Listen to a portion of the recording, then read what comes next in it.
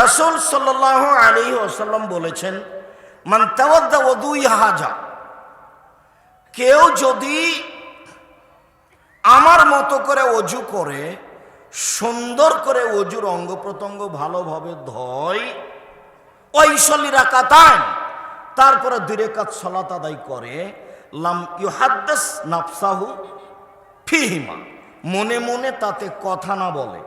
আল্লাহু আকবার বলার সাথে সাথে কিন্তু শয়তান উপস্থিত হবে, হয়ে বলবে উযকুর কাযা উযকুর কাযা, এটা স্মরণ করো সেটা স্মরণ করো, বাড়ি জমি জায়গা নারী পুরুষ সব নিয়ে এসে একবারে ভিতরে গন্ডগোল পাকিয়ে দিবে।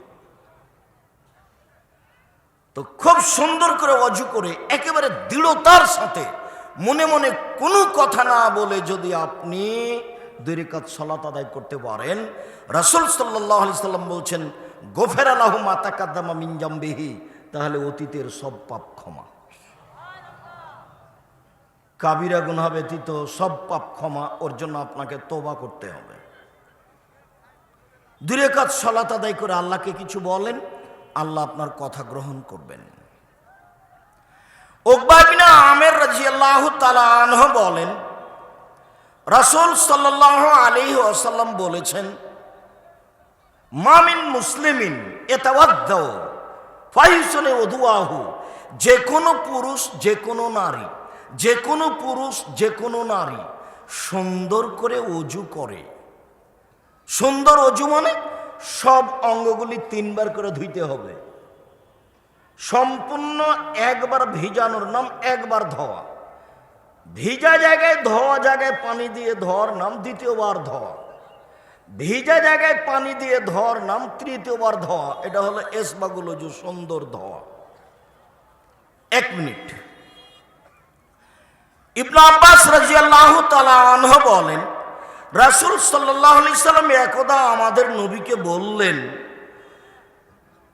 রাসূল সাল্লাল্লাহু আলাইহি সাল্লাম বলছেন, একদা আল্লাহ তাআলা আমাকে বলছেন, মুহাম্মদ আতাদরি ফিমা ইয়াখতাসিমুল মালাউল আলা, মুহাম্মদ বলতে পারেন উপরে কি নিয়ে হইচই হচ্ছে?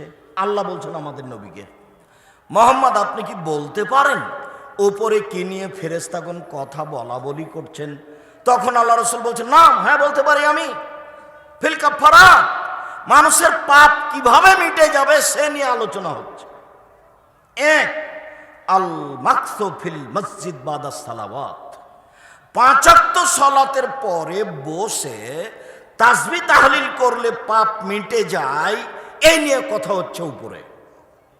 2 আল মাশু আলাল আকদাম ইলাল মাসাজিদ, অজু করে পায়ে হেঁটে মসজিদে গেলে পাপ মিটে যায়, এই নিয়ে উপরে কথা হচ্ছে। 2 ওয়াইসবাগুল অজু, সুন্দর করে অজু করলে মানুষের পাপ মিটে যায়, এই নিয়ে উপরে কথা হচ্ছে। এই কথা বলার পরে বলছেন, মান ফাআলা হাযা ওয়া কাল, যে ব্যক্তি এইভাবে করলো তার জন্য মাতাবে খায়রিন ওয়া আসাবে খায়রিন, তার বেঁচে থাকা ভালো, তার মরে যাওয়া ভালো, তার বেঁচে থাকা ভালো, তার মরে যাওয়া ভালো, তার বেঁচে থাকা ভালো, তার মরে যাওয়া ভালো। এরপরে বলছেন, ওয়া কানা ইয়াউমিন ওয়ালাদাতহু উম্মুহু মিনাল খাতায়া, লোকটা একেবারে ওই দিনের মতো হয়ে যায় যেদিন তার মা তাকে জন্ম দিয়েছে। এইভাবে ইবাদত করলে, সালাতের পরে বসে জিকির করলে, অজু করে মসজিদে গেলে, তারপরে সুন্দর করে অজু করলে লোকটা একবারে নিষ্পাপ হয়ে যায়, ওই দিনের মতো হয়ে যায় যেদিন তার মা তাকে জন্ম দিয়েছে। সুন্দর করে অজু, সুন্দর করে অজু করলো, ইসাল্লি রাকাতাইন, তারপরে 2 রাকাত সালাত আদায় করলো, মুকবিলান আলাইহিমা বিকলবিহি ওয়াজহিহি, মনে প্রাণে ভয় ভীতি নিয়ে একবারে আল্লাহকে সন্তুষ্ট করার জন্য মনে মনে কোনো কথা বলল না, মনে প্রাণে ভয় ভীতি নিয়ে 2 রাকাত সালাত আদায় করলো, ওয়াজাবাত লাহুল জান্নাহ, সে জান্নাতে যাবে, জরুরি।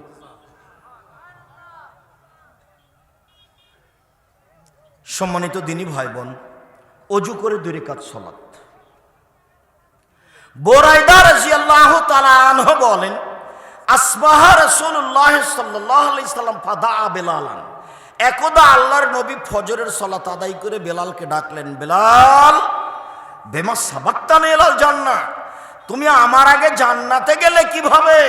মা দাখালতুল জান্নাতা কাত্তু ইল্লা সামিতু খাসখাসাতাকা আমামি, আমি যখনই জান্নাতে প্রবেশ করি দেখি তুমি আমার আগে আগে জান্নাতে জুতা পায়ে দিয়ে হাঁটো, আমি তোমার জুতার শব্দ শুনতে পাই। বেলাল তুমি কি করো?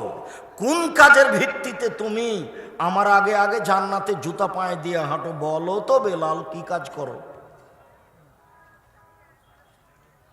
তখন বেলাল রাদিয়াল্লাহু তাআলা বলছেন, আল্লাহর নবী, মা আযানতু কাত্তু ইল্লা সাল্লাইতু রাকাতাইন, আমি আজান দিলেই 2 রাকাত সালাত আদায় করি। আর মা আসাবানি হাদাসুন কাত্তু ইল্লা তাওয়াদ্দাতু ইনদাহু ওয়া রাআইতু আন্না লিল্লাহি আলাইহি রাকাতাইন, আর অজুটা ভেঙে গেলেই আমি অজু করি, তখন আমি 2 রাকাত সালাত আদায় করি। আমি মনে করি আল্লাহকে সন্তুষ্ট করার জন্য 2 রাকাত সালাত আদায় করা জরুরি করি। অজু করলেই 2 রাকাত সালাত, আজান দিলেই 2 রাকাত সালাত, অজু করলেই 2 রাকাত সালাত, আজান দিলেই 2 রাকাত সালাত। তখন আল্লাহ রাসূল বলছেন, বেহমা বুঝেছি বেলাল, তুমি যে কেন আমার আগে আগে জান্নাতে জুতা পায়ে দিয়ে হাঁটছো, বুঝে গেছি বেলাল, এই কারণেই তো তুমি আমার আগে আগে জান্নাতে জুতা পায়ে দিয়ে হাঁটো। অজু করে 2 রাকাত সালাত। সম্মানিত দিনী ভাই বোন, মসজিদে ঢুকে 2 রাকাত সালাত। কাতাদা রাদিয়াল্লাহু তাআলা আনহু বলেন, রাসূল সাল্লাল্লাহু আলাইহি ওয়াসাল্লাম বলেছেন, ইজা দাখালা আহাদুকুমুল মাসজিদা ফালিসাল্লি রাকাতাইন ক্বাবলা ইয়াজলিসা, তোমাদের কোনো ব্যক্তি যখন মসজিদে প্রবেশ করবে তখন সে যেন বসার পূর্বে 2 রাকাত সালাত আদায় করে। যখনই প্রবেশ করবে, মসজিদের 2 রাকাত সালাত আদায়ের জন্য নির্ধারিত সময় নেই, নিষিদ্ধ সময় নেই। ওইটা হলো মসজিদের হক। মসজিদ হলো আল্লাহর ঘর, বসলে অনুমতি নিতে হবে। তো অনুমতি কি আপনি আল্লাহর কাছে এইভাবে নেবেন, আসসালামু আলাইকুম আপনার ঘরে কি বসতে পারি, এইভাবে কি আপনি নেবেন? এটা পদ্ধতি নয়, এভাবে হবে না। আপনি 2 রাকাত সালাত আদায় করেন, তখন আপনি বুঝে নেবেন যে আমি বসার অনুমতি পেয়েছি। জাবের রাদিয়াল্লাহু তাআলা আনহু বলেন, রাসূল সাল্লাল্লাহু আলাইহি ওয়াসাল্লাম বলেছেন, ইজা দাখালা আহাদুকুমুল মাসজিদা ইয়াউমাল জুমআ ওয়াল ইমামু ইয়াখতুব ফালিসাল্লি রাকাতাইন ওয়াল ইয়াতাজাওয়াজ ফীহিমা। শোনো পৃথিবীর মানুষ, শুনে রেখো, এই ছেলেটা আপনার সামনে দিয়ে হেঁটে চলে যাচ্ছে কেন?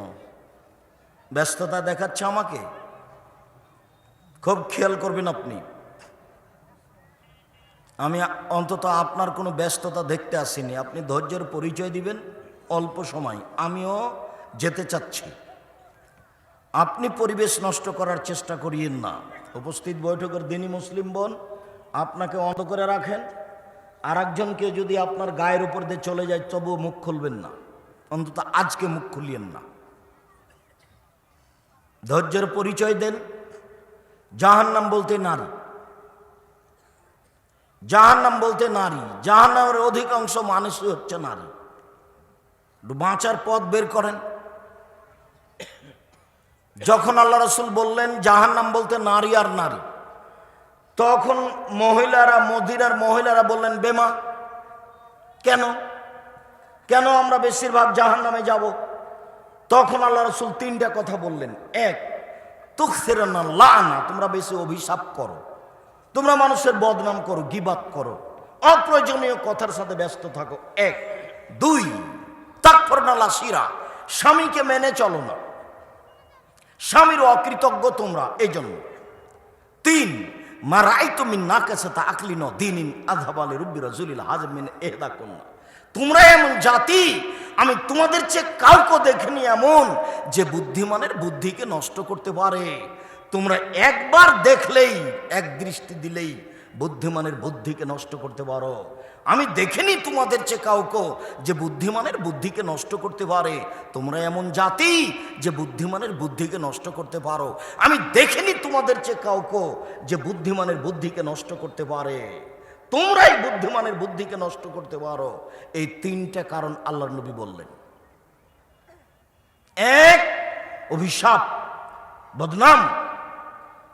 দুই, স্বামীকে মেনে চলে না। তিন,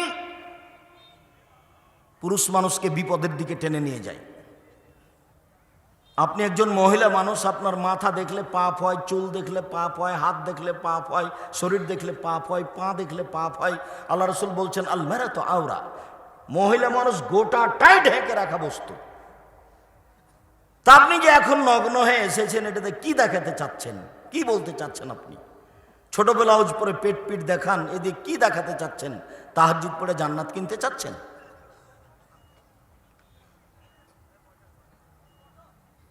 সম্মানিত দিনী বোন, আপনাকেই বলছি, শুনুন, আমি একথা বলিনি।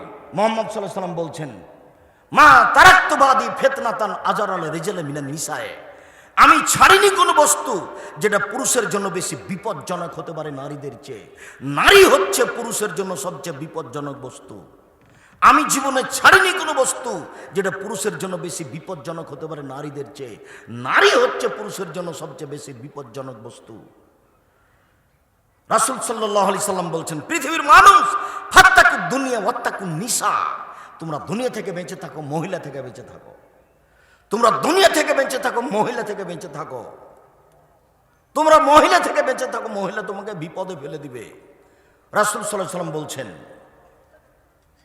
ইয়াকুম দখুল আলা নিসায়ে, পৃথিবীর পুরুষ মানুষ তোমরা মহিলাদের নিকটে যায় না, গেলেই বিপদে পড়ে যাওয়া। তোমরা মহিলাদের নিকটে যায় না, গেলেই বিপদে পড়ে যাওয়া।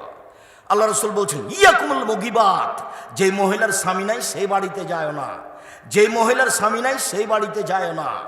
রাসূল সাল্লাল্লাহু আলাইহি ওয়াসাল্লাম বলছেন, লা ইয়াখলুন রাজুলুন বিইমরাতিন ইল্লা কানা সালিসুহু শাইতান, কোন পুরুষ যেন কোন নারীর সাথে নির্জনে একত্রিত না হয়, হলেই তৃতীয় জন হবে শয়তান। সাবধান, নারী থেকে খুব সাবধান, নারী থেকে খুব সাবধান। রাসূল সাল্লাল্লাহু আলাইহি ওয়াসাল্লাম বলছেন, ইন্নাল মারাতা তুকবিলু ফি সূরাতি শায়তান ওয়া তুদবিরু ফি সূরাতি শায়তান, নিশ্চয় মহিলারা শয়তানের বেশ ধরে আসে, শয়তানের বেশ ধরে যায়। নিশ্চয় মহিলারা শয়তানের বেশ ধরে আসে, শয়তানের বেশ ধরে যায়। নিশ্চয় মহিলারা শয়তানের বেশ ধরে আসে, শয়তানের বেশ ধরে যায়। আব্দুর রাজ্জাক সাহেব, অনেক ভালোবাসার খাতিরে ফুলবাড়ি মাদ্রাসায় বক্তব্য শুনতে এসেছি আপনার, আমাদেরকে এত তুচ্ছ করে কথা বলছেন কেন? আল্লাহর কসম, আপনাকে আমি তুচ্ছ করে কথা বলিনি। আমি একজন অনুবাদক। মুহাম্মদ সাল্লাল্লাহু আলাইহি সাল্লাম এভাবে বলেছেন। আর যদি আপনি আপনার কথা বলেন, তাহলে আপনাকে আমরা আয়েশা রাদিয়াল্লাহু তাআলা আনহার মতো মনে করি। আয়েশা মানে, দেখবেন, এক মিনিট দেখেন, এদিকে দেখেন। আয়েশা রাদিয়াল্লাহু তাআলা আনহার ঘরে হয়েছে মুহাম্মদ সাল্লাল্লাহু আলাইহি সাল্লামের কবর। নবীগণ যেখানে মারা যান সেখানে কবর হয়। তো যখন তার কবর হলো, তো তিনি বলছেন, এটা আমার স্বামীর কবর, আমি এমনিতে যাই, মাথায় কাপড় দিয়ে না দিয়ে এমনিতে যাই। কয়দিন পরে হলো আমার বাপের কবর, তা আমি ওটা চিন্তা করি না, এটা আমার বাপের কবর, এটা আমার স্বামীর কবর, আমি এমনিতে যাই। কয়দিন পরে সেখানে কবর হলো উমারের, তখন আমি, উমার আমার জন্য বেগানা পুরুষ, আমি তার কবরকে লজ্জা করি। আয়েশা রাদিয়াল্লাহু তাআলা কবরকে লজ্জা করেন, উমারকে লজ্জা করেন। আর আপনি এখন এসেছেন ছোট ব্লাউজ পরে, আপনি বলছেন আমাকে শয়তান বলছেন কেন? আপনি তো শয়তান। আপনি যে মা, আপনার পাশে একটা মেয়ে দাঁড়িয়ে আছে, ক্লাস 10-এ পড়ে, মাথায় পাঞ্জার চুল, সবাই দেখতে পাচ্ছে, আপনি মা? জি না, আপনি এই মেয়ের খালা, আপনি এই মেয়ের সৎ মা, আপনি মা, এটা আপনি প্রমাণ করতে পারবেন না। আপনি নিজে জানেন না মা কাকে বলে। মা যে কে এটা আপনার নিজেরই জানা নাই। বাপে বিবাহ দিয়েছে, স্বামীর কাছে গেছেন, তাই বাচ্চা হয়ে গেছে। মা কাকে বলে? এই ছেলে, এদিকে খেয়াল করো। মুহাম্মদ সাল্লাল্লাহু আলাইহি সাল্লামের পক্ষ থেকে জানো মা কাকে বলে। জাবের রাদিয়াল্লাহু তাআলা আনহু বলছেন, একদা আমরা এক এলাকা থেকে যুদ্ধ করে আসছিলাম, মদিনায় ঢুকবো। তখন আল্লাহ রাসূল বলে, এই সবাই থামো, এখানে থামো, সকালে মদিনায় ঢুকবো। তখন আমি জাবের বললাম, আল্লাহর নবী, আমি নতুন বিবাহ করেছি, আমাকে বাড়ি যেতে অনুমতি দেন। তখন আল্লাহ রসুল বলছেন, ও তুমি বিবাহ করেছো? বিকরা নাম সাইয়্যিবা, তুমি তালাক প্রাপ্তা মেয়ে বিবাহ করেছো না কুমারী মেয়ে বিবাহ করেছো? তুমি তালাক প্রাপ্তা মেয়ে বিবাহ করেছো না অবিবাহিতা মেয়ে বিবাহ করেছো? তখন জাবের রাদিয়াল্লাহু তাআলা বললেন, সাইয়্যিবা, তালাক প্রাপ্তা মেয়ে বিবাহ করেছি। তখন আল্লাহ রসুল বলছেন, আরে হাল্লা বিক্রাম তোলায় বোকা, তুমি কুমারী মেয়ে কেন বিবাহ করলে না? তুমি তার সাথে খেলতে, ও তোমার সাথে খেলতো। আরে তুমি কুমারী মেয়ে কেন বিবাহ করলে না? তুমি তার সাথে খেলতে, ও তোমার সাথে খেলতো। আরে তুমি কুমারী মেয়ে কেন বিবাহ করলে না? তুমি তার সাথে খেলতে, ও তোমার সাথে খেলতো। এবার কথা শোনেন, জাবের রাদিয়াল্লাহু তাআলা বলছেন যেটা, সেটা হলো মূল কথা। তিনি বলছেন, আল্লাহর নবী, আমার পিতা উহুদের যুদ্ধে শহীদ হয়েছেন 6 জন মেয়ে রেখে, আমার 6টা বোন আছে। বুখারীর অন্য বর্ণনায় এসেছে যে আমার পিতা উহুদের মাঠে শহীদ হয়েছে 9 জন মেয়ে রেখে, আমার 9 জন বোন আছে। আমার বোনদের সমবয়সের মেয়েকে আমি বিবাহ করতে চাইনি 4টা কারণে। এই 4টা কারণ মায়ের ভিতরে থাকতে হবে। আমার বোনদের সমবয়সের মেয়েকে আমি বিবাহ করতে চাইনি 4টা কারণে। 1, লিতুআদ্দিবাহুন্না, আমার স্ত্রী যেন আমার বোনদেরকে শিষ্টাচার শিখাতে পারে। শিষ্টাচার, আমার স্ত্রী যেন আমার বোনদেরকে শিষ্টাচার শিখাতে পারে। শিষ্টাচার, শিষ্টাচার কি জিনিস? আম্মু, রাস্তায় হাঁটার সময় এক পাশে হাঁটিও। আম্মু, গিলাসে পানি পান করার সময় ডান হাতে ধরিও।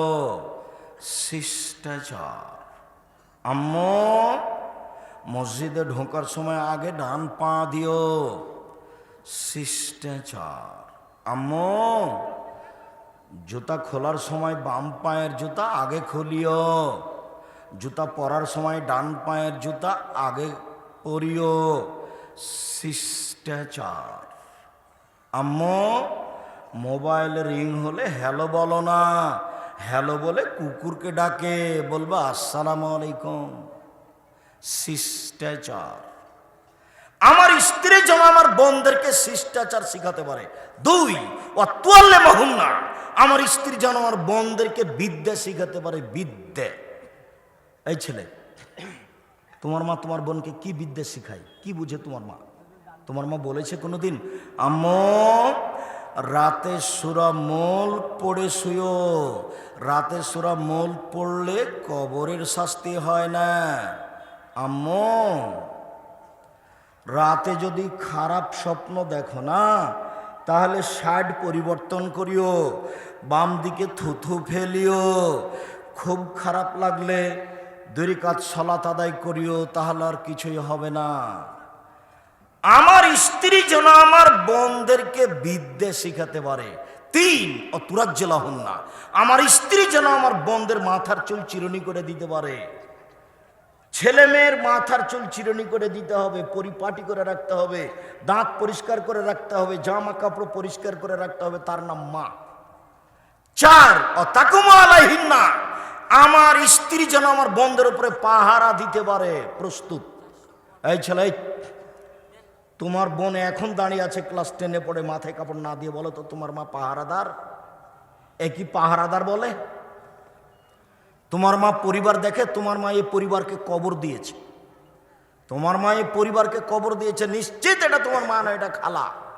এটা সৎ মা, ও সৎ মাতে দায়িত্ব পালন করে, ও খালার দায়িত্ব পালন করে, মায়ের পালন করেনি। শোনন সম্মানিত দিনী বোন, আপনাকে বলছি, মা হলে 4টা জিনিস লাগে। 1, বাচ্চাকে শিষ্টাচার শিখাতে হয়। 2, বাচ্চাকে বিদ্যা শিখাতে হয়। 3, বাচ্চাকে পরিপাটি করে রাখতে হয়। 4, বাচ্চার উপরে পাহারা দিতে হয়। আমি বলিনি এই কথা, মুহাম্মদ সাল্লাল্লাহু আলাইহি ওয়াসাল্লাম বলছেন। জাবের রাদিয়াল্লাহু আনহুর বিবরণ, হাদিস বুখারী মুসলিম। উপস্থিত বৈঠকের দিনই বোন, আপনাকে আমি বলছি, এদিকে শুনুন। রাসূল সাল্লাল্লাহু আলাইহি ওয়াসাল্লাম বলছেন, সিনফারে মিন আহলিন নার, 2 শ্রেণীর মানুষ জাহান্নামে যাবে, আমি তাদের দেখিনি। 2 শ্রেণীর মানুষ জাহান্নামে যাবে, আমি তাদের দেখিনি। এক শ্রেণীর মানুষ, তাদের হাতে থাকবে লাঠি, কাদনাবিল বাকারে, গাভীর লেজের মতো, একদিক মোটা একদিক চিকন, তাদের হাতে থাকবে লাঠি। এজের বুনা বেহান নাস্তা দিয়ে তারা মানুষকে মারবে, এরা জাহান্নামে যাবে।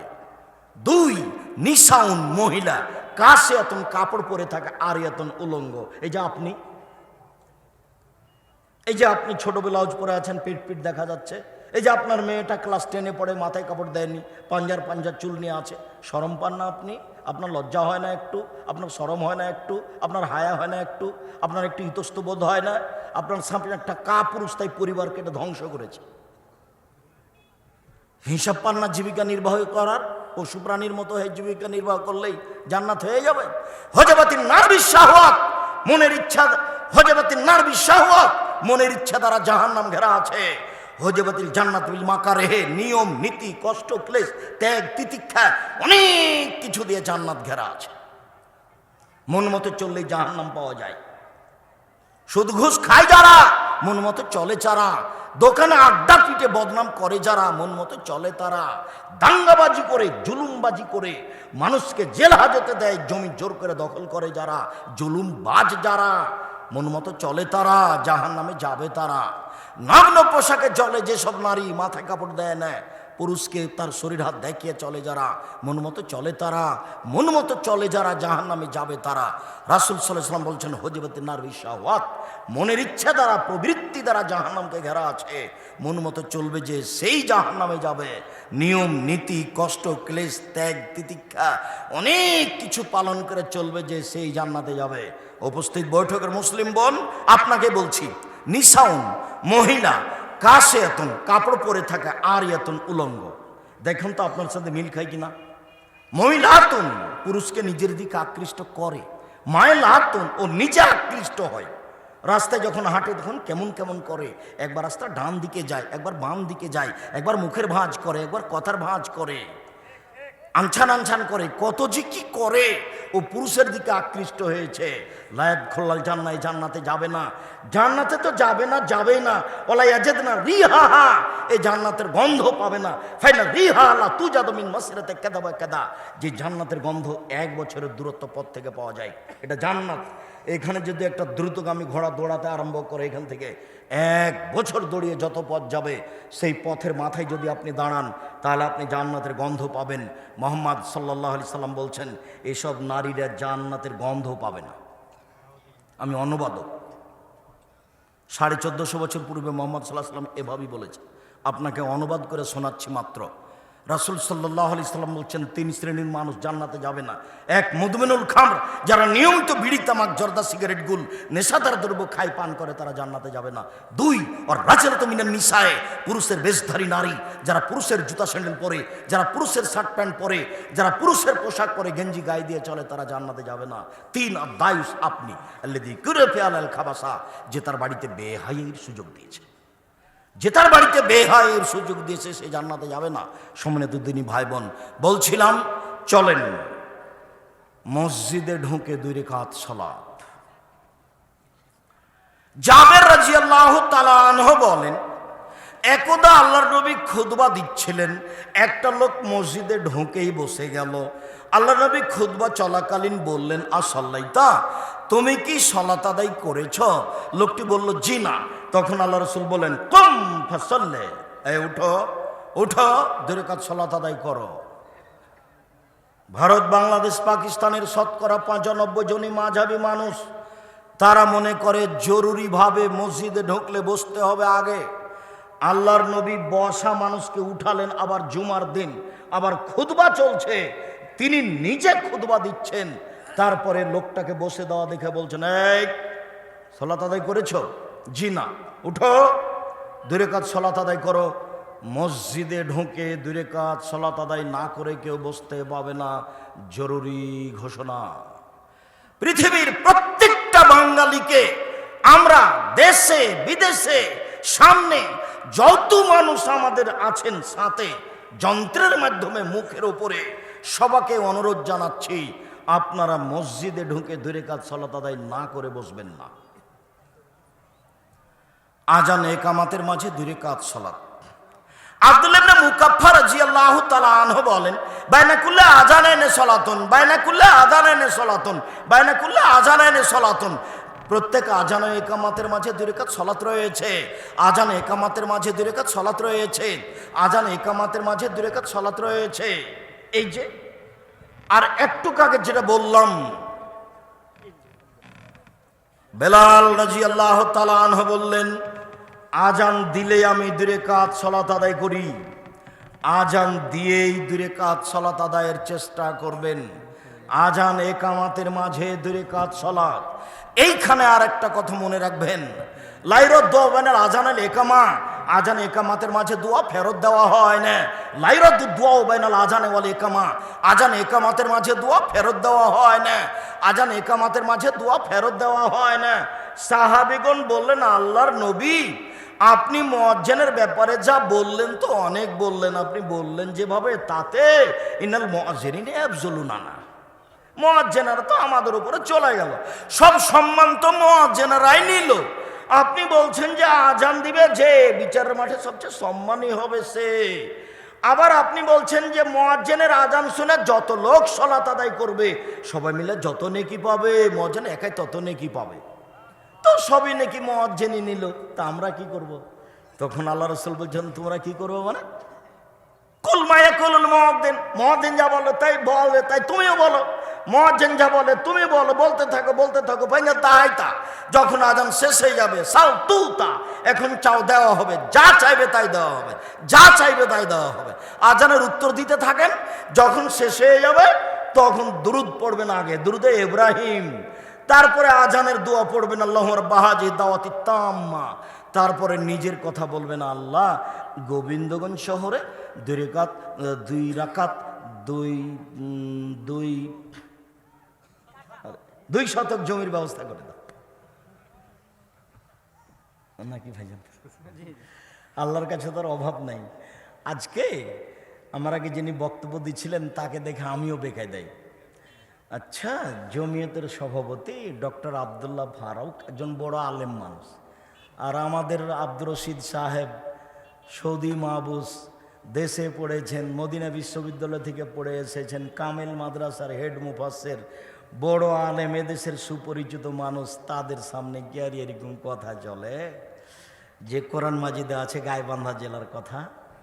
তখন এরা আর হাসি থামাতে পারে না, শরমে লজ্জায় বন্ধ করতে পারে না যে কেমনে বন্ধ করি, এতগুলো মানুষ, আবার কমি মাদ্রাসা, আমরাও বড় বেকায় দেয়। তো আমরা পরিচালনা কমিটিদেরকে স্বাগতম জানাই, জাযাকুমুল্লাহ খাইর। আপনারা ভালো ভালো মানুষকে নিয়ে এসেছেন, আরও ভালো ভালো বড় বড় আলেমকে নিয়ে আসবেন, আর 9টা থেকে দানের জন্য বলবেন, 9টা 10টা 11টা পর্যন্ত দান করবে, 1-1.5 ঘন্টা চাইবে। এইভাবে কেন আপনারা করছেন? কিভাবে কি করলেন বুঝলাম না। তো যাক, আমি আপনাদের জন্য আন্তরিকভাবে দোয়া করি, আল্লাহ আপনাদের ভালো ব্যবস্থা করুক, আল্লাহুম্মা আমিন। আর এলাকার লোককে আমি অনুরোধ জানাই, কওমি মাদ্রাসা হলো ফুলবাড়ি মাদ্রাসা, আশেপাশে যেসব প্রতিষ্ঠান আছে সবার চেয়ে প্রাধান্যপ্রাপ্ত প্রতিষ্ঠান ফুলবাড়ি মাদ্রাসা। আমি নিজেও ভালোবাসি, তাই আপনাকে জানিয়ে গেলাম, আপনার যাতে করে এই প্রতিষ্ঠানের প্রতি কোনো ঘাটতি না আসে। সামনে বছর আসলে 50 টাকা, 200 টাকা, 500 টাকা 15 দিন আগে থেকে প্রস্তুতি নেবেন। ফুলবাড়ি মাদ্রাসা জালসা হচ্ছে, যাব, 50 টাকা দিব, 200 টাকা দিব, 500 টাকা দিব, আপনার স্ত্রী 200 টাকা, আপনি 200 টাকা, আপনার ছেলেটা 50 টাকা, দেখবেন ভারী হবে না, সবাই মিলিয়ে দিয়ে অনেক হয়ে গেছে। এইভাবে আসবেন, হোমসে খেলে আসবেন না, জান্নাত হবে, প্রতিষ্ঠানটাও ভালো চলবে ইনশাআল্লাহ। সম্মানিত দিনী ভাই বোন, বলছিলাম আজান একামাতের মাঝে 2 রাকাত সালাত। এবার চলেন ইশরাকের সালাত। আনাস রাদিয়াল্লাহু তাআলা আনহু বলেন, রাসূল সাল্লাল্লাহু আলাইহি ওয়াসাল্লাম বলেছেন, মান সালাতাল ফাজরা, মান সাল্লাল ফাজরা ফি জামাতিন, যে ব্যক্তি ফজরের সালাত জামাতে পড়লো, সুমা কাদা, তারপর বসলো, ইয়াযকুরুল্লাহ, জিকির আজকার করে, সুবহানাল্লাহ, আলহামদুলিল্লাহ, হাত্তা তাতলু আশ-শাম, সূর্য উঠে গেল, ও সাল্লা রাকাতাইন, তারপরে 2 রাকাত সালাত আদায় করলো, কানা হলো আজরুন কাজরে হাজ্জ ওয়া উমরা তাম্মা তাম্মা তাম্মা, তাহলে এই লোকটা নেকি পাবে হজ উমরার সমান। পূর্ণ হজ পূর্ণ উমরা, পূর্ণ হজ পূর্ণ উমরা, পূর্ণ হজ পূর্ণ উমরা। ফজরের সালাত জামাতে আদায় করলেন, তারপরে বসে বসে তাসবিহ তাহলিল করলেন, অজু ভেঙে গেলে অজু করে আসলেন, ঘুম ধরছে মনে করলে ওখানে হাঁটাহাঁটি করলেন, সূর্য উঠে গেল, 2 রাকাত সালাত আদায় করেন, তাহলে পূর্ণ হজ পূর্ণ উমরার নেকি হবে। উপস্থিত বৈঠকের মুসলিম বোন, আব্দুর রাজ্জাক সাহেব, থামেন থামেন থামেন, আমরা যে মসজিদে যাই না, আমাদের কি হবে?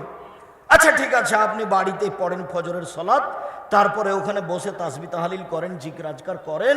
সূর্য উঠে গেলে 2 রাকাত সালাত আদায় করবেন, কোনো কাজের সাথে জড়াবেন না। পেশাব পায়খানার প্রয়োজন হলে যাবেন, অজু করে আসবেন। সূর্য উঠে গেলে 2 রাকাত সালাত আদায় করবেন উঠার পরই। তাহলে এই নেকি হবে। এই কথা মুহাম্মদ সাল্লাল্লাহু আলাইহি সাল্লাম বলেন চাস্তের সালাত।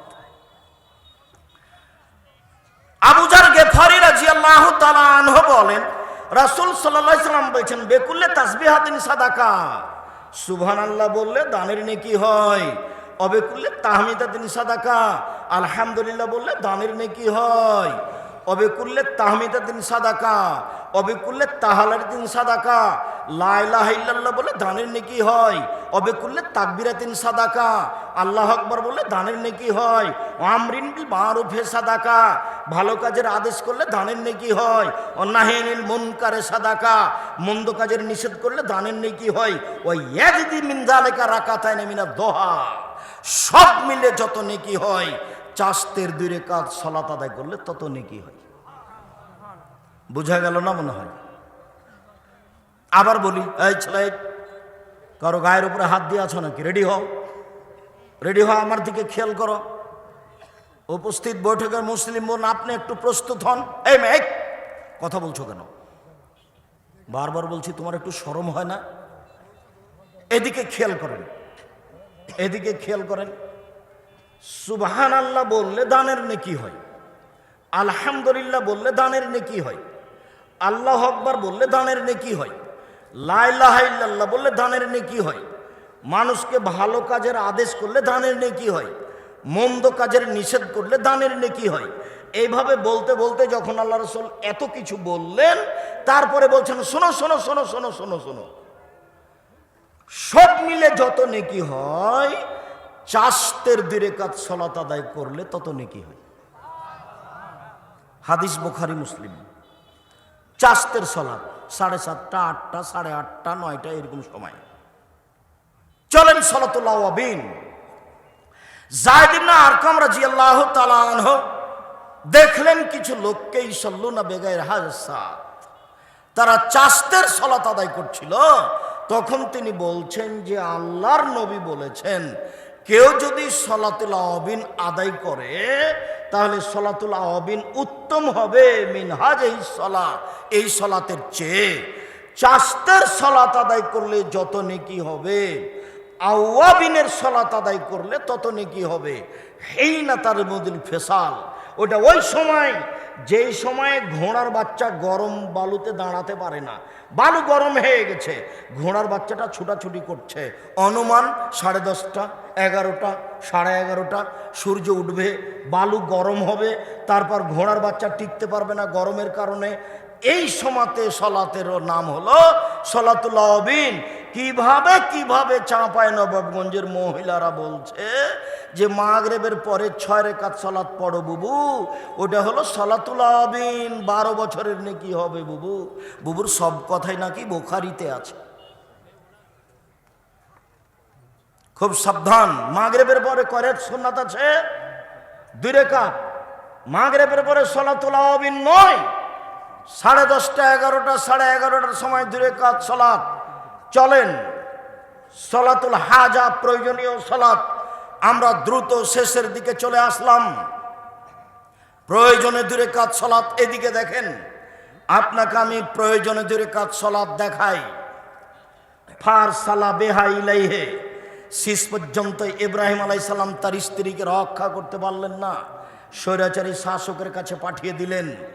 স্বৈরাচারী শাসকের কাছে যখন ইব্রাহিম আলাইহিস সালামের স্ত্রী সারা প্রবেশ করলেন, ফাকামা ইলাইহা, স্বৈরাচারী শাসক দাঁড়িয়ে তার দিকে গেল তাকে ধরবে।